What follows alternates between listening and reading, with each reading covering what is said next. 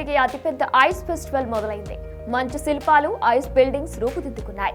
Harbin ice pest ను చూడడానికి ప్రపంచ నలుమూలల నుంచి పర్యాటకులు క్యూ కడుతున్నారు. ఈ మంచు శిల్పాల ఉత్సవాలు పర్యాటకులకు ఎంతగానో ఆకట్టుకుంటున్నాయి.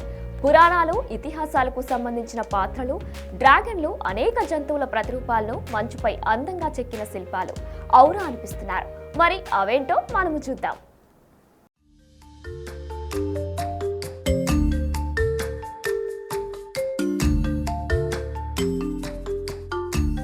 ప్రతి ఏడాది చైనాలోని హార్బిన్ అనే ప్రాంతం ఒక మంచు కళాఖండంగా మారుతుంది.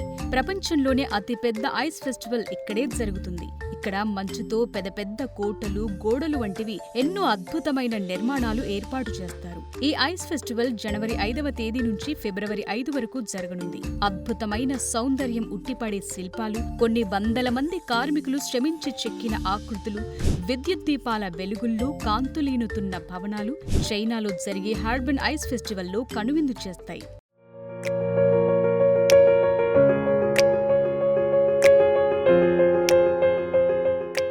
ప్రపంచంలోని కళాకారులందరూ ఒక్కటే ప్రపంచం ఆశ్చర్యపోయే విధంగా కోటలు, భవనాలు, ఇతర డిజైన్లు చెక్కుతారు.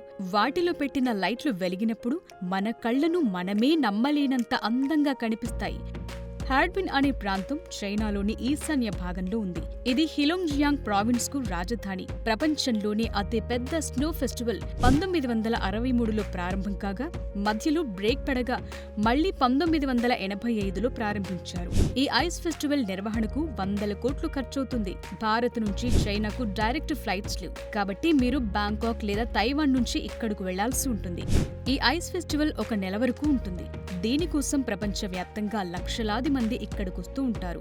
హార్బిన్ ఫెస్టివల్లో ఫుడ్ స్టాల్స్ కూడా ఉంటాయి. అయితే తినే ముందు మనం తినగలమా లేదా అని కూడా చెక్ చేసుకోవాలి. రాత్రి సమయంలో లైటింగ్ లో ఆ వ్యూ చూస్తే మరో ప్రపంచంలోకి వెళ్లినట్టు ఉంటుంది. ఇక్కడ నడవలేని వారి కోసం ఒక స్నో ట్రైన్ కూడా అందుబాటులో ఉంటుంది. హార్బిన్ ఐస్ ఫెస్టివల్ ను చూడటానికి ఎంట్రీ ఫీజు 3,337 చెల్లించాలి. కొన్ని ప్రత్యేక ఆకర్షణలు, 2019 స్నోమెన్ వంటివి ఉచితంగా చూడటానికి పర్యాటకులకు సదుపాయం కల్పించారు. మరి ఈ చైనా మంచు కళాఖండాలపై మీ అభిప్రాయాన్ని కామెంట్ రూపంలో తెలియజేయండి.